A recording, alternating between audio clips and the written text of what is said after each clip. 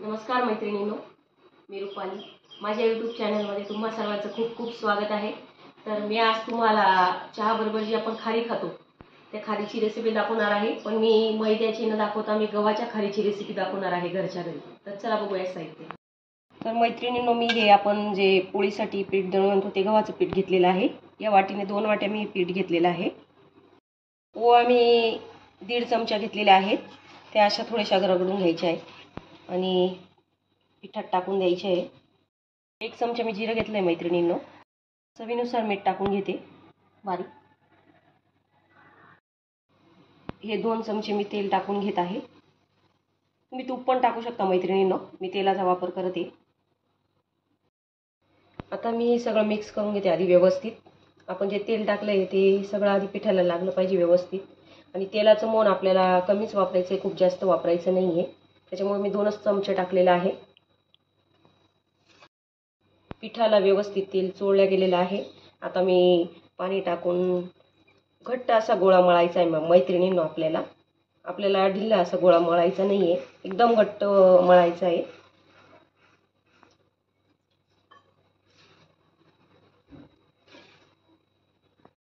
हे बघा मैत्रिणींनो, घट्ट असा गोळा मी मळून घेतलेला आहे. हे बघू शकता तुम्ही, एकदमच घट्ट मळायचं आहे आपल्याला. आणि याचा आपल्याला असं व्यवस्थित असा गोल जास्त आपल्याला हे बघा अशा प्रकारे आपल्याला गोल असं व्यवस्थित करून घ्यायचं आहे. आणि याला आपल्याला काही जास्त वेळ ठेवायचं नाही आहे, आपल्याला लगेचच करायला घ्यायचं आहे. तर हे बघा मैत्रिणींनो, आपल्याला हा गोळा असा चाकूच्या सहाय्यानेच आपल्याला हे असे गोळे कापून घ्यायचे. आपल्याला गोळे कापून घ्यायचे नाही आहे. हे बघा या प्रकारे मी असे गोळे करून घेतलेले आहे. आणि हे बघा असं जे हे पीठ आहे रवेदार दिसतंय असंच पाहिजे आपल्याला, कारण त्याच्याने आपले लेअर व्यवस्थित पडतात. त्यामुळे आपल्याला असेच गोळे करून घ्यायचे. 1 वाटी घ्यायची आहे, त्यात मी 2 चमचे कॉर्नफ्लॉवर घेत आहे आणि 2 चमचे मी गव्हाचं पीठ घेते. हे आपल्याला दोघं मिक्स करून घ्यायचं आहे, पीठ कॉर्नफ्लॉवर आणि गव्हाचं पीठ.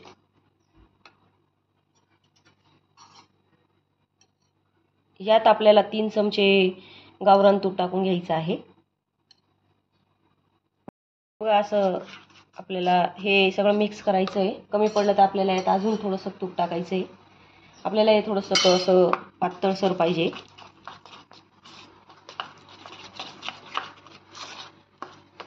या प्रकारे ही पेस्ट तयार झालेली आहे. आता मैत्रिणींनो, मी याची ना हे गव्हाचं पीठ लावून मी याच्या आहे ना आता पोळ्या लाटून घेणार आहे. मी गॅस ओट्यावरच लाटते.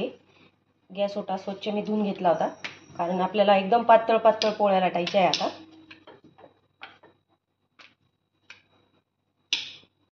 जेवढी पातळ लाटता येईल तेवढी पातळ आपल्याला पोळ्या लाटून घ्यायच्या आहे या.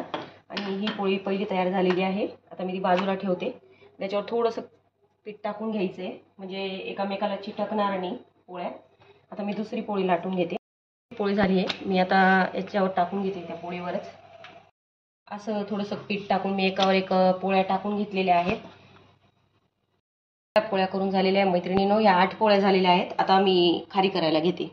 आता जी ही पेस्ट केली होती आपण, ती या पहिली पोळी घेतली आहे मी, तिच्यावर आता ही पेस्ट लावून घ्यायची आपल्याला. पूर्ण पोळीला मी ही पेस्ट लावून घेतलेली आहे, तुपाची आणि कॉर्नफ्लॉवर आणि गव्हाच्या पिठाची. आता मी ही तिसरी पोळी ठेवली आहे. अशा आपल्याला 4-4 पोळ्यांचे आपण करून घेणार आहे. ही तिसरी पोळी ठेवली आहे, तिला पण मी लावून घेते. ही पूर्ण या 4 पोळींना आपण एकावर एक ठेवून तुपाची पेस्ट लावून घेतली आहे. आता मी या प्रकारे फोल्ड करून घेते. त्याला पण आपल्याला लावून घ्यायचं आहे मैत्रिणींनो असं. आणि ही पण आपल्याला अशी घ्यायची आहे. आणि हे बघा या प्रकारे असं वाळून घ्यायचं आहे. या प्रकारे असा चौकोन करून घ्यायचा आहे.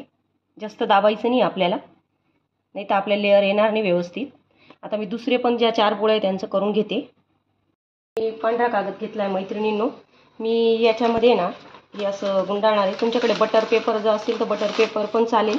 माझ्याकडे नव्हता, त्यामुळे मी हा पांढरा प्लेन पातळ कागद घेतलेला आहे. या प्रकारे यात असं गुंडाळायचं आहे आपल्याला. आणि हे दुसरे हे पण असं गुंडाळायचं आहे. आणि हे आपल्याला फ्रीजमध्ये ना 10 मिनटासाठी आपल्याला ठेवून द्यायचं फ्रीजरमध्ये. 10 मिनटं झाले मैत्रिणींनो, मी फ्रीजरमधून हे काढलं. जे आपलं तूप असतं ना ते असं थिजलं गेलं पाहिजे, त्यामुळे आपण फ्रीजमध्ये ठेवून घेतलं होतं हे. म्हणजे आपले जे आपण खारी तळतो त्याच्या लेयर्स खूप छान पडतात. आता मी हा एक घेते गोळा. असं या प्रकारे आपल्याला अद्धर असं लाटून घ्यायचं आहे थोडंसं. हा गोळा कडक होऊन जातो, त्याच्यामुळे आपल्याला जास्त प्रेस पण नाही करायचा आहे. अगदी अद्धर आपल्याला असं लाटून घ्यायचं आहे. या प्रकारे असं लाटून घेतलंय मैत्रिणींनो. आणि आपल्याला जे हे काठ आहेत, आता हे आपल्याला असे कापूनच घ्यायचे, कारण आपले जे लेअर आहेत ते इकडून पण पडायला पाहिजे काठाने. त्यामुळे आपल्याला हे काठ आधी काढून घ्यायचे अशी व्यवस्थित चारी बाजूंनी, आणि हे बाजूला करून घ्यायचे आपल्याला. आपल्याला तुम्हाला ज्या आकारात खारी करायची त्या आकारात तुम्ही कापू शकतात. मी चौकोनी खारी बनवते, तर मी अशी चौकोन खारी बनवून घेते. तुम्ही कोणत्या पण आकारात बनवू शकतात. प्रकारे मी असे कापून घेतलेले आहे चौकोन. हे बघा मैत्रिणींनो, आता आपण तळायला घेऊया. मैत्रिणींनो, एकदम मीडियम गॅसवर आपल्याला तळायची आहे. एकदम मीडियम गॅसवर मी तेल तापून घेतलेलं आहे मीडियम, आणि सगळ्या खारी टाकून दिलेल्या आहेत. हे बघू शकतात. जेव्हा तुम्ही बारीक गॅसवर कराल तेव्हाच तुम्हाला लेअर व्यवस्थित निघतील, त्याच्यामुळे आपल्याला बारीकच गॅसवर तळायचं आहे. मैत्रिणींनो, कशा लेअर एकदम सुटलेल्या आहे बघा आपल्या खारीला.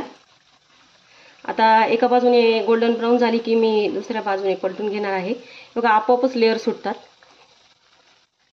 आता मी एका बाजूने झालेली ही खारी, आता मी उलटून घेते.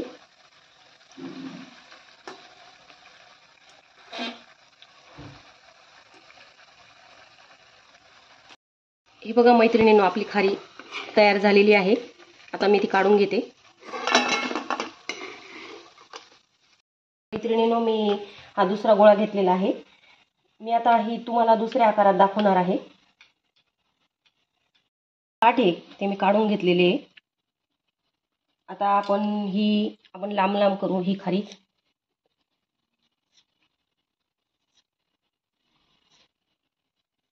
बघा, या प्रकारे मी करत आहे. जी आपण लांब करून घेतली होती ती खारी तळून घेऊया आता मैत्रिणींनो. मीडियमच गॅसवर तळायची आहे. झालेली आहे. आपोआप वर येऊन जाते मैत्रिणींनो, आपल्याला तिला हलवायची पण गरज नसते. आपोआप अशी वर आली की समजून घ्यायचं आपली खारी झालेली आहे. हे बघू शकता तुम्ही. आणि उलटून घ्यायची आता आपल्याला. आणि आता दुसरी बाजू बी आपल्याला गोल्डन ब्राऊन छान होऊ द्यायची आहे. तुम्ही ही खारी बेक पण करू शकतात मायक्रोवेव्हमध्ये. खारी दोघं बाजूंनी आपली व्यवस्थित झालेली आहे, तळली गेलेली आहे. आता मी काढून घेते ती. मैत्रिणींनो, आपली 2 आकारामध्ये गव्हाची खारीची रेसिपी तयार झालेली आहे. मी तुम्हाला एक तोडून दाखवते. बघा किती क्रंची होते. हे बघा किती क्रंची होते. तर नक्की ट्राय करा. 2 वाटीमध्ये बघा किती खारी तयार झालेली आहे. तर माझी व्हिडिओ आवडत असेल तर माझ्या चॅनलला सबस्क्राईब करा, लाईक्स करा, कमेंट करा. धन्यवाद आणि मला सपोर्ट करा.